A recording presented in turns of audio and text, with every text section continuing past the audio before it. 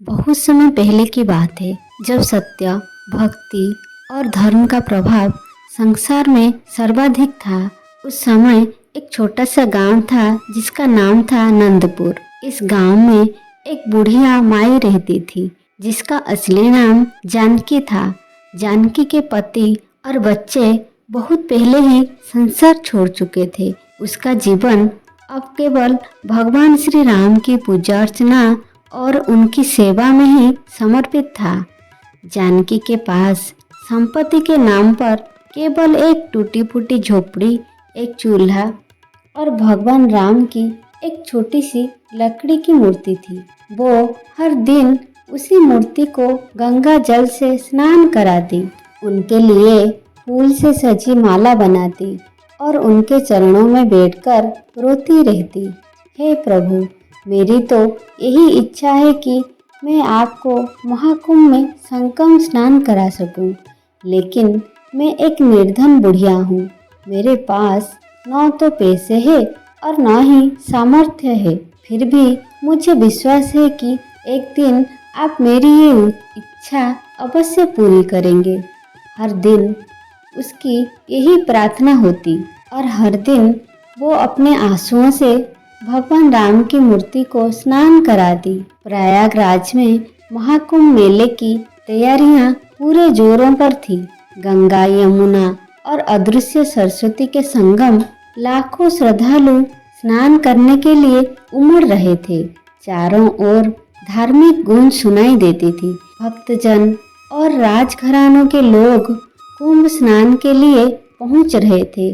जानकी माई ने जब गांव में महाकुंभ की चर्चा सुनी तो उसका हृदय भर आया।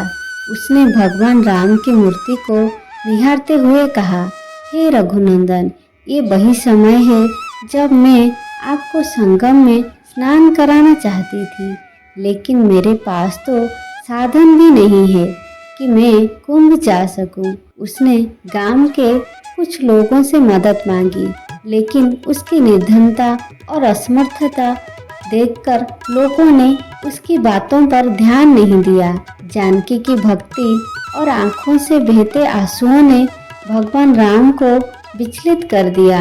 उन्होंने माता सीता से कहा, ये भक्त मुझसे केवल प्रेम मांगती है और इसे मेरी मूर्ति के साथ संगम में स्नान कराने की अभिलाषा है।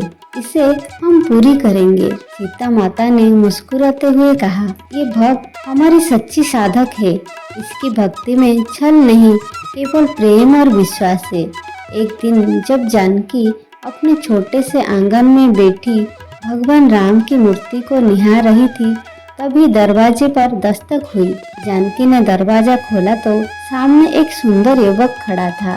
वो नीले वस्त्र पहने हुए था और उसकी आंखों में अद्भुत चमक थी। युवक ने कहा, माई, मैं एक यात्री हूँ, मुझे कुंभ मेले तक जाना है। क्या आप मुझे थोड़ा जल और भोजन दे सकती हैं? जानकी ने प्रेम से कहा, बेटा, मैं तो खुद इतनी निर्धन हूँ कि तुम्हें अच्छा भोजन भी नहीं दे सकती, लेकिन मेरे पास जो है वो तुम्हारा ही है। अंदर आओ। युवक ने जब झोपड़ी के अंदर कदम रखा तो उसकी दृष्टि भगवान राम की मूर्ति पर पड़ी।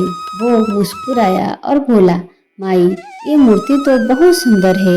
ऐसा लगता है आप इसे बहुत श्रद्धा करके पूजती हैं। जानकी ने भावुक होकर कहा, बेटा, ये मेरे राम हैं, ये मेरे प्राण हैं। मेरी बस यही इच्छा है कि एक दिन इन्हें महाकुंभ के संगम में स्नान करा सकूं, लेकिन मेरे पास न तो साधन है और ना ही ताकत। फिर भी मुझे विश्वास है कि मेरे राम एक दिन मेरी ये इच्छा जरूर पूरी करेंगे। युवक ने मुस्कुराते हुए कहा, माई, आप चिंता न करें, इस बार आप जरूर अपने राम को कुंभ स्नान करा पाएंगी। मैं आपकी मदद करूंगा। युवक ने जानकी को यात्रा की तैयारी करने को कहा। उसने जानकी से कहा, माई, मैं यहाँ पास के गांव में कुछ काम कर लूँगा और कुंभ यात्रा के लिए पैसे इकट्ठा करूँगा। तब तक आप इतनी तैयारी पूरी कर लें। कुछ दिनों बाद युवक ने सारी व्यवस्था कर दी वो जानकी और भगवान राम की मूर्ति को लेकर प्रयागराज की ओर चल पड़ा। यात्रा लंबी और कठिन थी, लेकिन जानकी की भक्ति और उस युवक का सहयोग दोनों ने इसे संभव बना दिया। जब जानकी और युवक प्रयागराज पहुँचे तो वहाँ का दृश्य स्वर्ग जैसा प्रतीत हो रहा था। लाखों की संख्या में लोग गंगा किनारे स्नान कर रहे थे। चारों ओर मंत्रोच्चार, घंटियों की आवाज और भजन की गूंज हो रही थी। जानकी ने भगवान राम की मूर्ति को गंगा जल में स्नान कराने के लिए तैयार किया। जैसे ही उसने मूर्ति को जल में रखा, एक अद्भुत चमत्कार हुआ।